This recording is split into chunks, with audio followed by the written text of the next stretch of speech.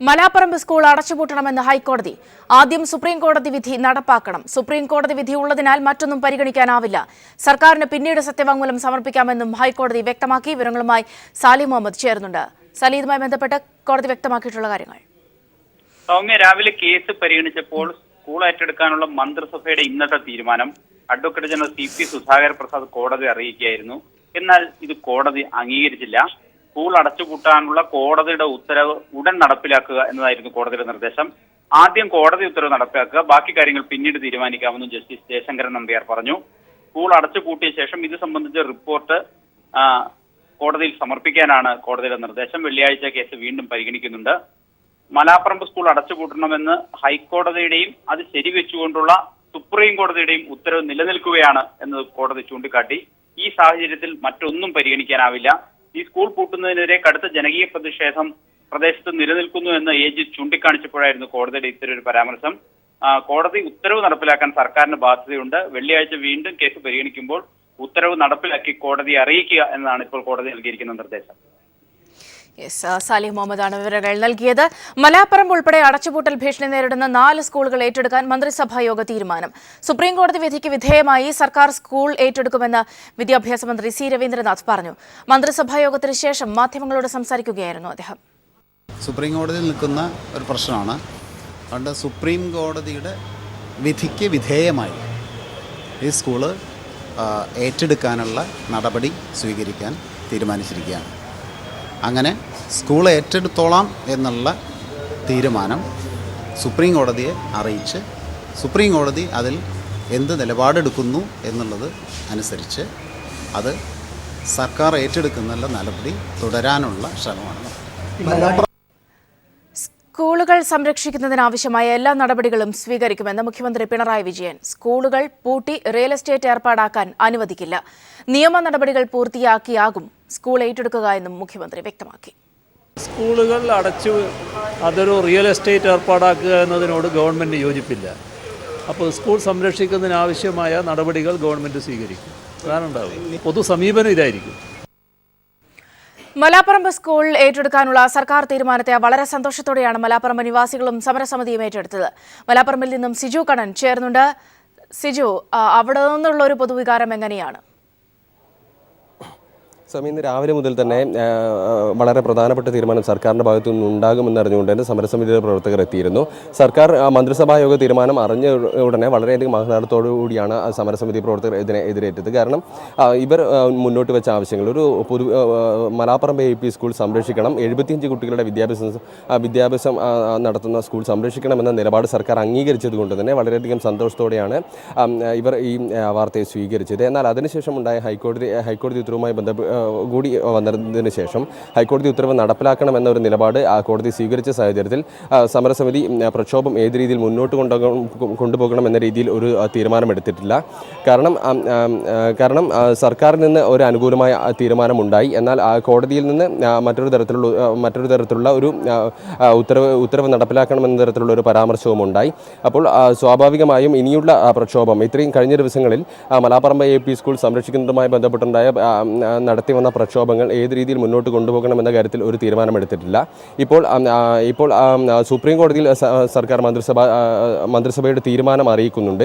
അതിലാണ് സമരസമിതി ഇപ്പോൾ അവസാനമായി നോക്കുന്നത്. ഈ മന്ത്രിസഭയുടെ തീരുമാനവുമായി ബന്ധപ്പെട്ടുകൊണ്ട് ഏത് തരത്തിലായിരിക്കും സുപ്രീം കോടതിയുടെ പരാമർശം ഉണ്ടാകുന്നത് എന്ന കാര്യം കൂടി പരിഗണിച്ചതിന് ശേഷമായിരിക്കും സമരസമിതിയുമായി ബന്ധപ്പെട്ടുള്ള മറ്റ് കാര്യങ്ങൾ വരുന്നത്. ഇപ്പോൾ സമരസമിതിയോടൊപ്പം എപ്പോഴും നിലകൊള്ളുന്ന പ്രദീപ് കുമാർ MLA ഇപ്പോൾ നമ്മോടൊപ്പം ചേരുന്നുണ്ട്.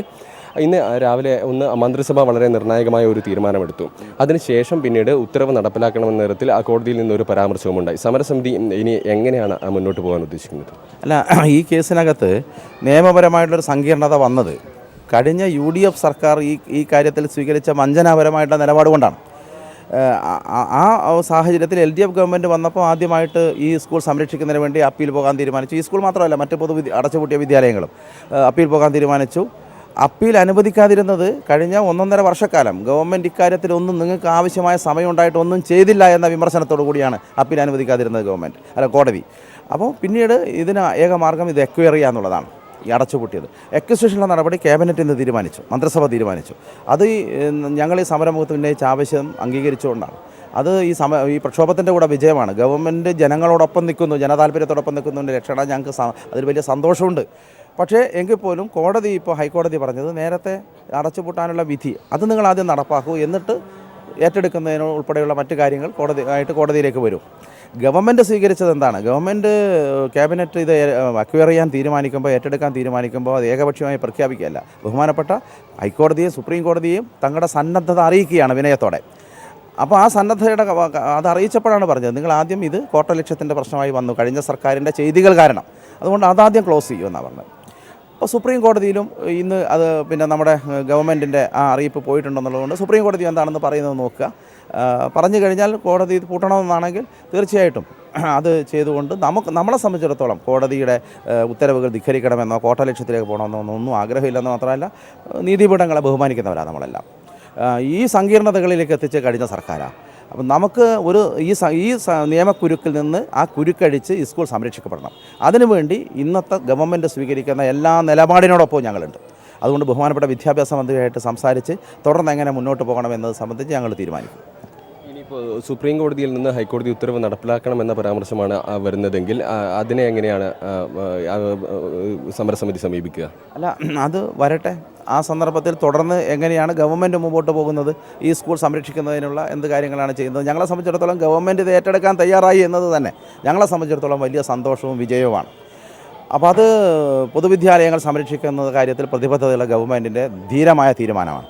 ആ തീരുമാനം പക്ഷേ പ്രാവർത്തികമാകുന്നതിന് ഈ പറഞ്ഞ പോലെ കോടതികളിലേക്ക് ഉരുക്കഴിയേണ്ടതുണ്ട്. അതിനുവേണ്ടി ആ ഗവൺമെൻറ് സ്വീകരിക്കുന്ന ഏത് നിലപാടും അതിനെ ഞങ്ങൾ സ്വാഗതം ചെയ്യും, അതിനോടൊപ്പം നിൽക്കും. ഇത് തന്നെയാണ് ഇത് മലാപ്പറമ്പ് സ്കൂൾ സംരക്ഷിക്കുന്നതുമായി ബന്ധപ്പെട്ട് ഏത് തരത്തിലുള്ള വിട്ടുവീഴ്ചകൾക്കും തയ്യാറാണ്. സർക്കാർ ഒരു അനുകൂലമായ നിലപാടെടുത്ത സാഹചര്യത്തിൽ വിദ്യാഭ്യാസ മന്ത്രി ഉൾപ്പെടെയുള്ളവരുമായി ആലോചിച്ചതിന് ശേഷം മാത്രമേ ഒരു തീരുമാനമെടുക്കൂ. ഒരുപക്ഷെ സർക്കാരിൻ്റെ ഭാഗത്ത് നിന്ന് സ്കൂൾ അടച്ചുപൂട്ടി തൽക്കാലത്തേക്ക് സാങ്കേതികമായി സ്കൂൾ അടച്ചുപൂട്ടുന്നത് ഉൾപ്പെടെയുള്ള കാര്യങ്ങൾ ഒരു നിർദ്ദേശം വന്നു കഴിഞ്ഞാൽ അതിനനുസരിച്ച് ഏത് തരത്തിലുള്ള വിട്ടുവീഴ്ചകൾക്കും തയ്യാറാണ് എന്ന നിലപാടാണ് സമരസമിതി ഇപ്പോൾ സ്വീകരിക്കുന്നത്. സിജു കണ്ണനാണ് വിവരങ്ങൾ നൽകിയത്. സർക്കാർ ജീവനക്കാർ അർപ്പണബോധത്തോടെ പ്രവർത്തിക്കണമെന്നും മുഖ്യമന്ത്രി പിണറായി വിജയൻ. സെക്രട്ടേറിയറ്റിലെ ഇടനിലക്കാരെ നിലയ്ക്ക് നിർത്തണമെന്നും ഫയലുകളിൽ നിശ്ചിത സമയത്തിനുള്ളിൽ എടുക്കണമെന്നും മുഖ്യമന്ത്രി പറഞ്ഞു. സെക്രട്ടേറിയറ്റിലെ ജീവനക്കാരെ അഭിസംബോധന ചെയ്ത് സംസാരിക്കുകയായിരുന്നു മുഖ്യമന്ത്രി. നമ്മുടെ സർവീസ് എങ്ങനെ കാര്യക്ഷമമാക്കാം എന്നതിനെക്കുറിച്ച് എപ്പോഴും നാം ചിന്തിച്ചുകൊണ്ടേയിരിക്കേണ്ടതുണ്ട്. ഇതിൽ ഒരു കാര്യത്തിൽ ഒരു വ്രതം പോലെ നമ്മൾ പാലിക്കേണ്ട കാര്യം നിശ്ചിത സമയത്തിനുള്ളിൽ നമ്മുടെ മുന്നിൽ വരുന്ന ഫയലുകളിൽ തീരുമാനമെടുക്കാനാവണം എന്നുള്ളതാണ്. അതായത് നിശ്ചിത സമയത്തിന് മേലെ ഒരു ഫയലും തൻ്റെ മേശപ്പുറത്തുണ്ടാവില്ല എന്ന ഒരു നിലപാടിലേക്ക് ഓരോ ആളും എത്തിച്ചേരേണ്ടതായിട്ടുണ്ട്. പിണറായി വിജയന്റെ വാക്കുകളുടെ വിവരങ്ങളുമായി സുനിൽ അരുമാനൂർ ചേരുന്നുണ്ട്. തത്സമയം സുനിൽ, കാര്യക്ഷമമായി പ്രവർത്തികൾ നടത്താനുള്ള നിർദ്ദേശങ്ങൾ അടക്കമുള്ള കാര്യങ്ങളാണ് ഇന്നിപ്പോൾ പിണറായി സെക്രട്ടേറിയറ്റ് ജീവനക്കാർക്ക് മുന്നിൽ പറഞ്ഞത്. എന്തൊക്കെ കാര്യങ്ങളായിരുന്നു അത്? സൗമ്യ, വളരെ വ്യക്തമായി ഏകദേശം 1 മണിക്കൂറിലധികം നീണ്ടു നിൽക്കുന്ന ഒരു സംസാരമാണ് പിണറായി വിജയന്റെ ഭാഗത്ത് നിന്ന് ഉണ്ടായത്. ജീവനക്കാർക്കിടയിൽ നിലനിൽക്കുന്ന ചില പ്രശ്നങ്ങൾ അവരെ ബോധ്യപ്പെടുത്തുകയും സർക്കാരിന്റെ നിലപാട് അവരെ അറിയിച്ചുകൊണ്ട് അവരുടെ കൂടെ സഹകരണത്തോടുകൂടി ജനക്ഷേമ പദ്ധതികളും ജനങ്ങൾക്ക് വേണ്ടിയുള്ള പ്രവർത്തനങ്ങളും കാഴ്ചവെക്കുകയാണ് ഈ സർക്കാരിന്റെ ഉദ്ദേശമെന്ന് ആമുഖത്തിൽ പറഞ്ഞുകൊണ്ട് തന്നെയാണ് അദ്ദേഹം ജീവനക്കാരോട് സംസാരിച്ചത്. മറ്റൊരു പ്രധാനപ്പെട്ട കാര്യം സെക്രട്ടേറിയറ്റ് ജീവനക്കാരെ കുറിച്ച് അദ്ദേഹം പറഞ്ഞത്, പൊതുവെ സെക്രട്ടേറിയറ്റ് ജീവനക്കാർ എല്ലാം തന്നെ ഫയലുകളിൽ അകാരണമായി കാലതാമസം വരുത്തുന്നുണ്ട്. ഇതൊഴിവാക്കാൻ കാര്യക്ഷമമായ പ്രവർത്തനം ഓരോ ജീവനക്കാരൻ്റെ ഭാഗത്തു നിന്നും ഉണ്ടാകണം. ജീവനക്കാരെ താൻ കുറ്റപ്പെടുത്താൻ തയ്യാറാകുന്നില്ല, പക്ഷേ ഫയലുകളിൽ ഏതെങ്കിലും തരത്തിൽ കാലതാമസം വരുത്തി കഴിഞ്ഞാൽ അതിൻ്റെ പൂർണ്ണ ഉത്തരവാദിത്വം ആ ജീവനക്കാരന് ഉണ്ടായിരിക്കും. കൃത്യമായി വകുപ്പുകൾ തമ്മിൽ ഏകോപിപ്പിച്ചുകൊണ്ടുള്ള ഒരു പ്രവർത്തനം തന്നെയാണ് ഉദ്ദേശിക്കുന്നത്. പ്രത്യേകിച്ച് ഓരോ സെക്ഷനുകൾ തിരിച്ച് അവരുടെ സ്റ്റാഫുകൾ കൃത്യമായി മീറ്റിംഗ് ചേരണം. അതിന് ആ വകുപ്പ് തല സെക്രട്ടറി മുൻകൈ എടുത്തുകൊണ്ട് പ്രവർത്തിക്കണം. അതിൽ ആരാണോ വീഴ്ച വരുത്തുന്നത് അത് സംബന്ധിച്ചുള്ള കാര്യങ്ങളിൽ അവർ തന്നെ ഉത്തരവാദിത്വം ഏറ്റെടുക്കേണ്ടതായ സാഹചര്യം ഉണ്ടാകും എന്ന് അദ്ദേഹം പറഞ്ഞു. അതോടൊപ്പം തന്നെ ജീവനക്കാരെ യാതൊരു തരത്തിലും ദ്രോഹിക്കുന്ന തരത്തിലുള്ള നടപടികളോ അല്ലെങ്കിൽ രാഷ്ട്രീയപരമായിട്ടുള്ള വേർതിരിവോ സർക്കാരിൻ്റെ ഭാഗത്തു നിന്ന് ഉണ്ടാവുകയില്ല. ജീവനക്കാർക്ക് പൂർണ്ണമായിട്ടുള്ള സംരക്ഷണവും അവരുടെ ആവശ്യങ്ങളും അതുപോലെ അവരുടെ പ്രശ്നങ്ങൾക്കും ഒക്കെ പരിഹാരം കണ്ടുകൊണ്ട് തന്നെയാണ് സർക്കാർ മുന്നോട്ട് പോകുന്നത്. പക്ഷേ സർക്കാരിൻ്റെ മുഖം എന്ന് പറയുന്നത് ജനങ്ങളുടെ കാര്യങ്ങൾക്ക് കൃത്യമായ പരിഹാരം ഉണ്ടാക്കി കൊടുക്കുക എന്നുള്ളത് തന്നെയാണ്. അതിനെല്ലാവരും ശ്രമിക്കണം. അഴിമതി മുക്തമാക്കിക്കൊണ്ടുള്ള ഒരു ഭരണമായിരിക്കണം സെക്രട്ടേറിയറ്റ് ജീവനക്കാർ നടത്തേണ്ടത്. മറ്റ് ചിലരുടെ ഒരു ഇടപെടൽ, അതായത് ജീവനക്കാർ അഴിമതി കാണിച്ചില്ലെങ്കിൽ പോലും ഇടനിലക്കാർ അവിടെയൊക്കെ ചുറ്റിത്തിരിയുന്നുണ്ട്. അവർ അഴിമതി കാണിക്കാനുള്ള സാഹചര്യം ഒരുക്കി കൊടുക്കരുത്. അതിനെ നേരിടുന്നതിന് വേണ്ടി ജീവനക്കാർ ശ്രമിക്കണം. അത്തരക്കാരെ അവിടെ നിന്ന് ഒഴിവാക്കുന്നതിന് വേണ്ടിയുള്ള നിലപാടുകളുമായി തന്നെ ജീവനക്കാർ മുന്നോട്ട് പോകണം. എങ്കിൽ മാത്രമേ സർക്കാർ ഉദ്ദേശിക്കുന്ന കാര്യങ്ങൾ കൃത്യതയോടുകൂടി നടപ്പാക്കാൻ സാധിക്കുകയുള്ളൂ എന്നാണ് പറഞ്ഞത്. മറ്റൊരു കാര്യം അദ്ദേഹം ജീവനക്കാർക്കിടയിൽ കാണുന്ന ഒരു പ്രവണത അത് ആക്ഷേപമായി തന്നെ നിലനിൽക്കുന്നു. അത് അദ്ദേഹം ജീവനക്കാരെ ബോധ്യപ്പെടുത്തുകയും ചെയ്തു. അതായത് ജീവനക്കാർ പഞ്ചിങ് സിസ്റ്റം അവിടെ സെക്രട്ടേറിയറ്റിലുണ്ട്. പക്ഷേ പഞ്ചിങ് സിസ്റ്റം ഉപയോഗപ്പെടുത്തുന്നുണ്ടെങ്കിൽ പോലും അതിനെ ദുരുപയോഗപ്പെടുത്താനാണ് ജീവനക്കാർ ശ്രമിക്കുന്നത്. അതായത് പഞ്ച് ചെയ്ത ശേഷം സീറ്റിലിരുന്ന് ജോലി ചെയ്യാതെ പുറത്ത് കറങ്ങി നടക്കുകയും മറ്റ് പ്രവൃത്തികളിൽ ഏർപ്പെടുകയും ചെയ്യുന്നുണ്ട്. ഇത് അവരവർ തന്നെ നിയന്ത്രിക്കാൻ തയ്യാറാകണം. കൃത്യസമയത്ത് ജോലിക്ക് വരുന്നതോടൊപ്പം തന്നെ അവരുടെ സീറ്റിലിരുന്ന് കൃത്യമായി അവരുടെ ജോലി ചെയ്തു തീർക്കാനുള്ള ഒരു ശ്രമം അവരുടെ ഭാഗത്ത് നിന്നുണ്ടാകണം എന്നുള്ള ഒരു നിർദ്ദേശവും അതിനുശേഷം അദ്ദേഹം ഈ സർക്കാർ അഴിമതി വിരുദ്ധ പ്രവർത്തനങ്ങൾ നടത്താനാണ് സർക്കാർ തീരുമാനിച്ചിരിക്കുന്നത്. നവകേരളം ഉണ്ടാക്കുക എന്നുള്ളത് തന്നെയാണ് സർക്കാരിൻ്റെ ലക്ഷ്യം. ആ ലക്ഷ്യത്തിന് ജീവനക്കാരെല്ലാവരും ഒരുമിച്ച് ചേർന്നുള്ള ഒരു പിന്തുണ, കലവറ ഇല്ലാത്ത ഒരു പിന്തുണ ഉണ്ടാകണം എന്നുള്ളത് തന്നെയാണ് അദ്ദേഹം ആവശ്യപ്പെട്ടാണ് അദ്ദേഹം ജീവനക്കാരോട് സംസാരിച്ചത്. സെക്രട്ടറിമാരും വകുപ്പ് തല സെക്രട്ടറിമാരും ഈ അദ്ദേഹം വിളിച്ചു ചേർത്ത ഈ ജീവനക്കാരുടെ മീറ്റിങ്ങിനകത്ത് ഉണ്ടായിരുന്നു. സെക്രട്ടറിമാർക്കും അദ്ദേഹം നിർദ്ദേശം കൊടുക്കുകയും ചെയ്തു. സൗമ്യ. സുനിൽ മനോഹരാണ് വിവരങ്ങൾ നൽകിയത്. മറ്റു വാർത്തകളിലേക്ക്. എക്സൈസ് കമ്മീഷണറായി ഋഷിരാജ് സിംഗ് ചുമതലയേറ്റു. വാറ്റുചാരായത്തിനും ലഹരിമരുന്നിനുമെതിരെ വിട്ടുവീഴ്ചയില്ലാത്ത നടപടി സ്വീകരിക്കുമെന്ന് ഋഷിരാജ് സിംഗ് പറഞ്ഞു. എല്ലാ ജില്ലകളിലും കമ്മീഷണർ നേരിട്ടെത്തി കാര്യങ്ങൾ വിലയിരുത്തും. ജനങ്ങൾക്ക് നേരിട്ട് കമ്മീഷണറെ വിളിക്കാമെന്നും അദ്ദേഹം വ്യക്തമാക്കി. തിരുവനന്തപുരത്തെ എക്സൈസ് ആസ്ഥാനത്തെത്തി മുൻ എക്സൈസ് കമ്മീഷണർ അനിൽ സേവ്യറിൽ നിന്നാണ് ഋഷിരാജ് സിംഗ് ചുമതല ഏറ്റുവാങ്ങിയത്. വാറ്റുചാരായത്തിനും ലഹരിമരുന്നിനുമെതിരെ വിട്ടുവീഴ്ചയില്ലാത്ത നടപടിയുണ്ടാകുമെന്ന് ചുമതലയേറ്റ ശേഷം അദ്ദേഹം നിലപാട് വ്യക്തമാക്കി. വാട്ടിൻ്റെ കാര്യത്തിൽ ഒരു വിട്ടുവീഴ്ചയും നമുക്ക് ഉണ്ടാകാൻ പാടില്ല. റെയ്ഡ് ചെയ്തിട്ട് അത് കർശനമായിട്ട് ഇല്ലാതെ ആക്കാനുള്ള തീരുമാനമാണ്. ലഹരി മരുന്നിൻ്റെ ശല്യം ഇപ്പോൾ ഏറെ കൂടിയിട്ടുണ്ട്. ആദിവാസി മലയോര മേഖലകളിലാണ് വാറ്റുചാരായത്തിന്റെ കൂടുതൽ വ്യാപനം. അതുകൊണ്ട് ആവശ്യമായാൽ പോലീസിന്റെ സഹായം തേടി ഇതിനെ നേരിടും. കള്ളുഷാപ്പുകളിൽ മിന്നൽ പരിശോധന വർദ്ധിപ്പിക്കാനും ശക്തിപ്പെടുത്താനും തീരുമാനിച്ചു. അന്യസംസ്ഥാനങ്ങളിൽ നിന്നും 55 ഔട്ട് സ്റ്റേഷനുകൾ വഴിയാണ് സംസ്ഥാനത്തേക്ക് മദ്യമെത്തുന്നത്. ഇത് കൃത്യമായി തടയാനുള്ള നടപടികൾ സ്വീകരിക്കുമെന്നും ഋഷിരാജ് സിംഗ് വ്യക്തമാക്കി. ലഹരിമരുന്നിന്റെ ഉപയോഗവും സംസ്ഥാനത്ത് ഏറെ വർദ്ധിച്ചിട്ടുണ്ട്. ഇത് തടയും. ഇതുമായി ബന്ധപ്പെട്ട വിവരങ്ങൾ ജനങ്ങൾക്ക് നേരിട്ട് തന്നെ വിളിച്ച് അറിയിക്കാം. 9447178000 എന്ന നമ്പറിലാണ് വിളിക്കേണ്ടത്. കൂടാതെ എക്സൈസ് കൺട്രോൾ റൂം നമ്പറായ 23222825 2332 എന്ന നമ്പറിലും അറിയിക്കാം. കൂടാതെ ഇമെയിൽ മുഖേനയും പോസ്റ്റലായും വിവരങ്ങൾ അറിയിക്കാം. സ്കൂളുകൾക്കും കോളേജുകൾക്കും മുന്നിൽ പരാതിപ്പെട്ടി സ്ഥാപിക്കാനും കമ്മീഷണർ തീരുമാനിച്ചു. ചുമതലയേറ്റ ശേഷം മുൻ കമ്മീഷണറുമായും ഉദ്യോഗസ്ഥരുമായും അദ്ദേഹം കൂടിക്കാഴ്ച നടത്തി. News bureau, Thiruvananthapuram. VM സുധീറിനെതിരെ പടനീക്കവുമായി AI group നേതാക്കൾ ദില്ലിയിലെത്തി. KPCC അധ്യക്ഷ സ്ഥാനത്ത് നിന്ന് VM സുധീറിനെ മാറ്റണമെന്നാണ് ഭൂരിപക്ഷ അഭിപ്രായമെന്ന് നേതാക്കൾ ഹൈക്കമാൻഡിനെ അറിയിക്കും. തെരഞ്ഞെടുപ്പ് തോൽവിക്ക് കാരണം KPCC നേതൃത്വമാണെന്നും നേതൃമാറ്റം അനിവാര്യമാണെന്നുമാണ് AI ഗ്രൂപ്പുകളുടെ നിലപാട്. ഹൈക്കമാൻഡിനെ കണ്ട് KPCC അധ്യക്ഷ സ്ഥാനത്തിന് മാറ്റമില്ലെന്നുറപ്പിച്ച് VM സുധീരൻ മടങ്ങിയതിന് പിന്നാലെയാണ് സുധീറിനെതിരെ പടയൊരുക്കവുമായി AI ഗ്രൂപ്പ് നേതാക്കൾ ദില്ലിയിലെത്തിയത്. തിരുവഞ്ചൂർ രാധാകൃഷ്ണൻ, K സുധാകരൻ എന്നിവരുടെ നേതൃത്വത്തിലാണ് AI ഗ്രൂപ്പ് നേതാക്കൾ ഇന്ന് ഹൈക്കമാൻഡിനെ കാണുക. തെരഞ്ഞെടുപ്പ് തോൽവിക്ക് കാരണം KPCC നേതൃത്വമാണെന്നും പ്രവർത്തന ഏകീകരണം നടത്താൻ നേതൃത്വം പരാജയപ്പെട്ടെന്നും നേതൃമാറ്റം അനിവാര്യമാണെന്നും ഗ്രൂപ്പ് നേതാക്കൾ ഹൈക്കമാൻഡിനെ ബോധിപ്പിക്കും. VM സുധീരൻ KPCC അധ്യക്ഷ സ്ഥാനത്ത് നിന്ന് മാറണമെന്നാണ് KPCC എക്സിക്യൂട്ടീവിലെ ഭൂരിപക്ഷ അഭിപ്രായമെന്നും AI നേതാക്കൾ ഹൈക്കമാൻഡിനെ അറിയിക്കും. തോൽവിക്ക് പിന്നാലെ ഹൈക്കമാൻഡിനെ കണ്ട രമേശ് ചെന്നിത്തലയും ഇതേ നിലപാടാണ് അറിയിച്ചത്. രാഹുൽ ഗാന്ധിയെ കണ്ട യൂത്ത് കോൺഗ്രസ് നേതാക്കളും നേതൃമാറ്റ ആവശ്യം ഉന്നയിച്ചിരുന്നു. ഉമ്മൻചാണ്ടി നിയമസഭാ കക്ഷി നേതൃപദവി ഒഴിഞ്ഞ സാഹചര്യത്തിൽ സുധീറിനും പദവി ഒഴിയണമെന്നാണ് A ഗ്രൂപ്പ് നിലപാട്. രമേശ് ചെന്നിത്തല പ്രതിപക്ഷ നേതാവായതോടെ അധ്യക്ഷപദം എ ഗ്രൂപ്പ് ലക്ഷ്യമിടുന്നു. സുധീരിനേക്കാൾ ചെന്നിത്തലയുമായി ഒത്തുപോകുന്നയാൾ അധ്യക്ഷ സ്ഥാനത്ത് വരുന്നതാണ് തിരിച്ചുവരവിന് നല്ലതെന്ന് ഐ ഗ്രൂപ്പും കരുതുന്നു. എന്നാൽ സുധീരിനെ പിന്തുണച്ചുള്ള AK ആന്റണിയുടെ പ്രസ്താവനയിലെ പ്രതീക്ഷയിലാണ് സുധീരപക്ഷം. News bureau, Delhi. UDF യോഗം തിരുവനന്തപുരത്ത് ചേരുകയാണ്. തെരഞ്ഞെടുപ്പിന് ശേഷമുള്ള രാഷ്ട്രീയ സാഹചര്യങ്ങൾ യോഗം വിലയിരുത്തും. കൂടുതൽ വിവരങ്ങളുമായി MR സജേഷ് ചേരുന്നുണ്ട്. സജേഷ്, എങ്ങനെയായിരിക്കും ചർച്ചകൾ? സൗമ്യ, തെരഞ്ഞെടുപ്പിലെ കനത്ത പരാജയം വിലയിരുത്തുന്നതിന് വേണ്ടിയാണ് UDF യോഗം ഇപ്പോൾ ആരംഭിച്ചിട്ടുള്ളത്. കോൺഗ്രസ് കാലുവാരി എന്ന അഭിപ്രായം പല ഘടകകക്ഷികൾക്കുമുണ്ട്. ഘടകകക്ഷികളുടെ സ്ഥാനാർത്ഥികൾക്ക് കോൺഗ്രസ് വോട്ട് ചെയ്തില്ല, വേണ്ട രീതിയിൽ പ്രവർത്തിച്ചില്ല. JDU, ലീഗ് തുടങ്ങിയ കക്ഷികൾക്കും ഈ അഭിപ്രായമുണ്ട്. ലീഗിന്റെ കാര്യത്തിൽ ന്യൂനപക്ഷ വോട്ടുകൾ ചോർന്നതിൽ കോൺഗ്രസിന്റെ മൃദു ഹിന്ദുത്വ നിലപാടാണ് എന്ന വിലയിരുത്തൽ ലീഗിലുണ്ട്. അത്തരം കാര്യങ്ങൾ യോഗത്തിൽ ചർച്ചയാകും. ഉമ്മൻചാണ്ടിക്ക് എന്ത് പദവി നൽകണം എന്നതിനെ കുറിച്ചുള്ള പ്രാഥമികമായ ആലോചനകളും യോഗത്തിലുണ്ടാകും. UDF ചെയർമാനായി കോൺഗ്രസിനകത്തെന്നാൽ ഇക്കാര്യത്തിലൊരു ധാരണ ഉണ്ടായിട്ടില്ല. UDF ചെയർമാനായി ഉമ്മൻചാണ്ടി വരട്ടെ എന്ന ധാരണ ആദ്യം കോൺഗ്രസിലാണ് ഉണ്ടാകേണ്ടത്. അതുകൊണ്ട് തന്നെ അക്കാര്യത്തിൽ ഇതൊരു തീരുമാനം ഉണ്ടാകാനിടയില്ല. സൗമ്യ, MR സജേഷാണ് വിവരങ്ങൾ നൽകിയത്. കട്ടപ്പന വാഴവരയിൽ വീടിന് മുകളിൽ മണ്ണിടിഞ്ഞു വീണ ഒരാൾ മരിച്ചു. SFI മുൻ ജില്ലാ പ്രസിഡന്റ് ജോബി ജോണാണ് മരിച്ചത്. രാവിലെ 5 മണിയോടെയായിരുന്നു സംഭവം. മണ്ണിടിച്ചിലിൽ മാതാപിതാക്കൾക്കും പരിക്കേറ്റു. ഇവരെ സമീപത്തെ ആശുപത്രിയിൽ പ്രവേശിപ്പിച്ചു. വീടിന് മുകളിലേക്ക് മണ്ണും പാറയും ഇടിഞ്ഞു വീഴുകയായിരുന്നു. കഴിഞ്ഞ 2 ദിവസമായി പ്രദേശത്തുണ്ടായ കനത്ത മഴയെ തുടർന്നാണ് മണ്ണിടിച്ചിലുണ്ടായത്.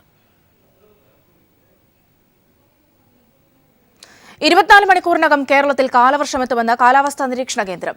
ഇത്തവണ 12% അധിക മഴ ലഭിക്കും. കാലവർഷത്തിന്റെ വരവറിയിച്ച് സംസ്ഥാനത്ത് പലയിടങ്ങളിലും 2 ദിവസമായി മഴ ലഭിക്കുന്നുണ്ട്. കാലവർഷം അഥവാ തെക്കുപടിഞ്ഞാറൻ മൺസൂൺ 24 മണിക്കൂറിനകം തന്നെ സംസ്ഥാനത്ത് ശക്തമാകുമെന്നാണ് കാലാവസ്ഥാ നിരീക്ഷണ കേന്ദ്രത്തിന്റെ റിപ്പോർട്ട്. ഇത്തവണ മുൻ വർഷത്തിലേതിനേക്കാൾ 12% അധികം മഴ ലഭിക്കുമെന്നും കാലാവസ്ഥാ നിരീക്ഷണ കേന്ദ്രം ഡയറക്ടർ K. സന്തോഷ് പറയുന്നു. മെയ് 23-നും ജൂൺ 8-നും ഇടയിലാണ് സാധാരണയായിട്ട് കാലവർഷം കേരളത്തിലെത്താറുള്ളത്. അപ്പോൾ അത് അതിൻ്റെ കാലവർഷത്തിൻ്റെ ഒരു നോർമൽ റേഞ്ചാണ്. ഈ പീരീഡിനുള്ളിൽ സാധാരണയായിട്ട് കാലവർഷം എത്താറുണ്ട്. മഴ 112% മഴയാണ് കേരളത്തിൽ പ്രതീക്ഷിക്കുന്നത്. സെപ്റ്റംബർ വരെ നീണ്ടു നിൽക്കുന്ന മൺസൂൺ തുടക്കത്തിൽ ദക്ഷിണ കേരളത്തിലും പിന്നീട് ഉത്തര കേരളത്തിലും ശക്തമാവും. വടക്കൻ ജില്ലകളിലാണ് കൂടുതൽ മഴ ലഭിക്കുക. മണിക്കൂറിൽ 55 കിലോമീറ്റർ വരെ വേഗത്തിൽ കാറ്റുവീശാൻ സാധ്യതയുണ്ടെന്നും കാലാവസ്ഥാ നിരീക്ഷണ കേന്ദ്രം അറിയിക്കുന്നു. മത്സ്യത്തൊഴിലാളികൾക്ക് ജാഗ്രതാ നിർദ്ദേശം നൽകിയിട്ടുണ്ട്. വേനൽ മഴയ്ക്ക് തൊട്ടു പിന്നാലെ തന്നെയാണ് ഇത്തവണ കാലവർഷമെത്തുന്നത്. കാലവർഷത്തിന് മുന്നോടിയായി സംസ്ഥാനത്തിന്റെ പല ഭാഗങ്ങളിലും 2 ദിവസമായി മഴ ലഭിക്കുന്നുണ്ട്. News bureau, Thiruvananthapuram. റംസാൻ കാഴ്ചകൾ.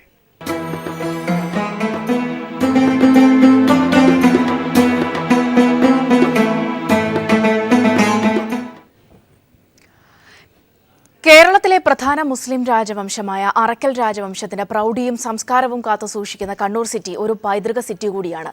അന്നും ഇന്നും സിറ്റിയിലെ റംസാൻ നാളുകൾക്ക് ഏറെ വൈവിധ്യങ്ങളുണ്ട്.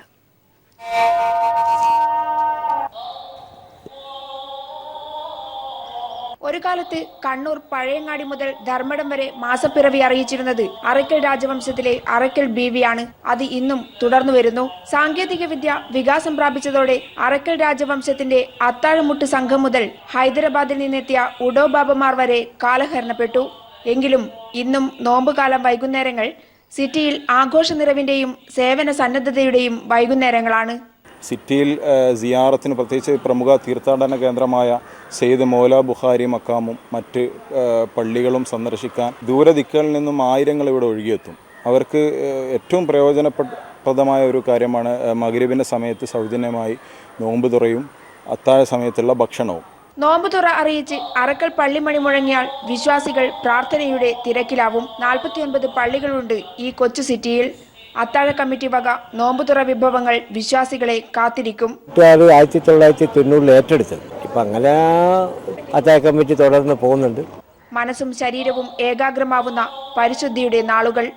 ജാഗരൂകരായി തൻ്റെ നാവിനെയും ശരീരത്തെയും സമ്പൂർണമായും സംരക്ഷിക്കുന്ന ഒരു പ്രവണതയിലാണ് ലോക മുസ്ലിം സമുദായം.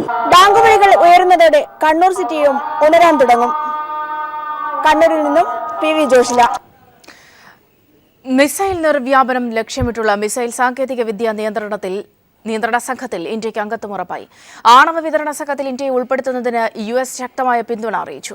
മിസൈൽ, ഡ്രോൺ, സാങ്കേതികവിദ്യാ മേഖലയിൽ ഇന്ത്യൻ കുതിപ്പിന് ആക്കം നൽകുന്നതാണ് MTCR അംഗത്വം. ഈ സംഘത്തിലെ 35ാമത്തെ അംഗമാവും ഇന്ത്യ. അതേസമയം മോദി ഇന്ന് US കോൺഗ്രസിനെ അഭിസംബോധന ചെയ്യും. ഹിലരി ക്ലിന്റൺ അമേരിക്കൻ പ്രസിഡന്റ് തെരഞ്ഞെടുപ്പിൽ ഡെമോക്രാറ്റിക് പാർട്ടി സ്ഥാനാർത്ഥിയാകും. സ്ഥാനാർത്ഥിയാകാൻ വേണ്ട 2383 അംഗങ്ങളുടെ പിന്തുണ ഇന്നലെ നടന്ന പ്രൈമറിയിലാണ് ഹിലരി ഉറപ്പിച്ചത്. അടുത്ത മാസം നടക്കുന്ന ഡെമോക്രാറ്റിക് പാർട്ടിയുടെ കൺവെൻഷനിൽ ഹിലരിയുടെ സ്ഥാനാർത്ഥിത്വം ഔദ്യോഗികമായി പ്രഖ്യാപിക്കും. ചരിത്രത്തിലാദ്യമായാണ് ഒരു വനിത അമേരിക്കൻ പ്രസിഡന്റ് തെരഞ്ഞെടുപ്പിൽ പ്രമുഖ പാർട്ടിയുടെ സ്ഥാനാർത്ഥിയാകുന്നത്. വിവാദ പ്രസ്താവനകളിലൂടെ ശ്രദ്ധേയനായ റിപ്പബ്ലിക്കൻ പാർട്ടിയുടെ ഡൊണാൾഡ് ട്രംപാണ് ഹിലരിയുടെ പ്രധാന എതിരാളി. നവംബറിലാണ് അമേരിക്കൻ പ്രസിഡന്റ് തെരഞ്ഞെടുപ്പ് നടക്കുന്നത്.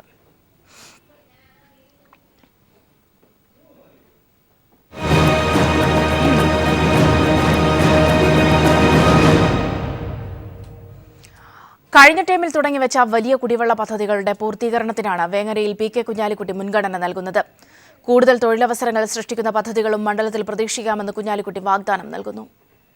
വേങ്ങര മണ്ഡലം രൂപീകരിച്ചതു മുതൽ നിയമസഭയിൽ പ്രതിനിധീകരിക്കുന്നത് PK കുഞ്ഞാലിക്കുട്ടിയാണ്. UDF മന്ത്രിസഭയിലെ രണ്ടാമനായിരുന്ന കുഞ്ഞാലിക്കുട്ടിയുടെ മണ്ഡലത്തിൽ വികസനക്കുറവൊന്നും എടുത്തു പറയാനില്ല. മണ്ഡലത്തിൽ ഏതാണ്ട് എല്ലാവരോടും കുഞ്ഞാലിക്കുട്ടിക്ക് നേരിട്ട് ബന്ധപ്പെടാനാവും. ഇപ്പോൾ എൻ്റെ കമ്പ്യൂട്ടറിൽ മണ്ഡലത്തിലെ 50,000 ആളുകളുടെ സ്റ്റാറ്റിസ്റ്റിക്സ് ഉണ്ട്.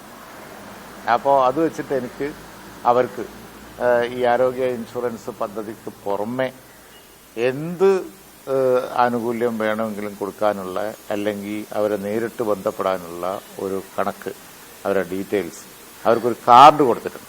ആ കാർഡ് നമ്പർ അടക്കം എൻ്റെ. കഴിഞ്ഞ കാലയളവിൽ തുടങ്ങിവെച്ച വലിയ കുടിവെള്ള പദ്ധതികളുടെ പൂർത്തീകരണത്തിനാണ് ഇത്തവണ മണ്ഡലത്തിൽ മുൻഗണന. വേങ്ങരയിലെ ചെറുപ്പക്കാർക്ക് കൂടുതൽ തൊഴിലവസരങ്ങൾ സൃഷ്ടിക്കുന്ന പദ്ധതികൾക്കുള്ള ശ്രമവുമുണ്ടാവും. News bureau, Malappuram. പതിറ്റാണ്ടുകളായുള്ള തെരഞ്ഞെടുപ്പ് ചരിത്രം പരിശോധിച്ചാൽ ഒല്ലൂർ മണ്ഡലത്തിൽ ജയിക്കുന്ന മുന്നണിയാണ് കേരളം ഭരിക്കാറുള്ളത്. ഇക്കുറിയും ഈ പതിവിൽ മാറ്റമുണ്ടായില്ല. സിറ്റിംഗ് MLA MP വിൻസെന്റിനെ പരാജയപ്പെടുത്തിയാണ് LDFിലെ K രാജൻ വിജയം നേടിയത്. ഒല്ലൂരിൽ 25 വർഷത്തേക്കുള്ള വികസന പദ്ധതികൾക്ക് തുടക്കം കുറിക്കാനാണ് MLA ലക്ഷ്യമിടുന്നത്. ഒല്ലൂരിലെ കുടിവെള്ളക്ഷാമവും സഞ്ചാരയോഗ്യമായ റോഡുകളുടെ കുറവും പരിഹരിക്കാനാണ് MLA K രാജൻ ആദ്യഘട്ടത്തിൽ ശ്രദ്ധ ചെലുത്തുക. മലയോര മേഖലയിൽ പതിറ്റാണ്ടുകളായി പട്ടയമില്ലാതെ കഴിയുന്ന കർഷകർക്ക് പട്ടയം ലഭ്യമാക്കാനും പ്രഥമ പരിഗണന നൽകും.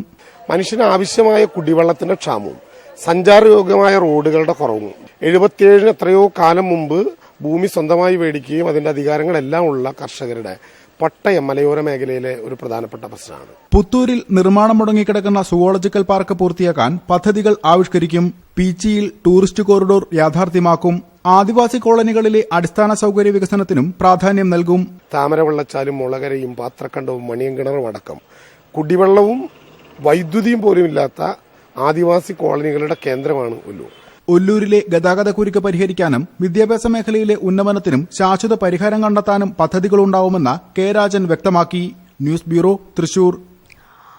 അവാർഡ് കൊണ്ട് സിനിമയ്ക്ക് ഗുണമുണ്ടെന്ന് തോന്നുന്നില്ലെന്ന് സംവിധായകൻ സനൽകുമാർ ശശിധരൻ. അവാർഡ് സിനിമ പുറത്തിറക്കാൻ പറ്റാത്ത അവസ്ഥയാണെന്നും നിരവധി പുരസ്കാരങ്ങൾ വാരിക്കൂട്ടിയ 70 ദിവസത്തെ കളിയുടെ സംവിധായകൻ കൈരളി ന്യൂസ് ഓൺലൈനിന് നൽകിയ അഭിമുഖത്തിൽ പറഞ്ഞു. ഈ മാസം 17-ന് റിലീസ് ചെയ്യുന്ന ചിത്രത്തിന്റെ ട്രെയിലറും പുറത്തെത്തി. ഒഴിവു ദിവസത്തെ സിനിമ ഒരു കാട്ടു സിനിമ തന്നെയാണെന്നാണ് കൈരളി പീപ്പിൾ TVയുടെ ഓൺലൈന് നൽകിയ അഭിമുഖത്തിൽ സനൽകുമാർ ശശിധരൻ പറഞ്ഞത്. 20 ലക്ഷം രൂപയ്ക്കുള്ളിൽ നിർമ്മിച്ചു എന്നതാണ് ചിത്രത്തിന്റെ പ്രത്യേകത. കൂടുതൽ പണം ചെലവാക്കിയിരുന്നെങ്കിൽ സിനിമ മോശമായി പോകാൻ ഇടയുണ്ടായിരുന്നുവെന്നും അദ്ദേഹം പറഞ്ഞു. കേരള രാജ്യാന്തര ചലച്ചിത്രോത്സവത്തിൽ മികച്ച സിനിമയ്ക്കുള്ള പുരസ്കാരവും സംസ്ഥാന ചലച്ചിത്ര പുരസ്കാരവും നേടിയെങ്കിലും വിതരണക്കാരെ കിട്ടാത്തതിനാൽ ചിത്രം റിലീസ് ചെയ്തിരുന്നില്ല. പ്രശസ്ത കഥാകൃത്ത് ഉണ്ണിയാറിന്റെ ഇതേ പേരിലെ കഥയെ ആസ്പദമാക്കിയാണ് ചിത്രം എടുത്തിരിക്കുന്നത്.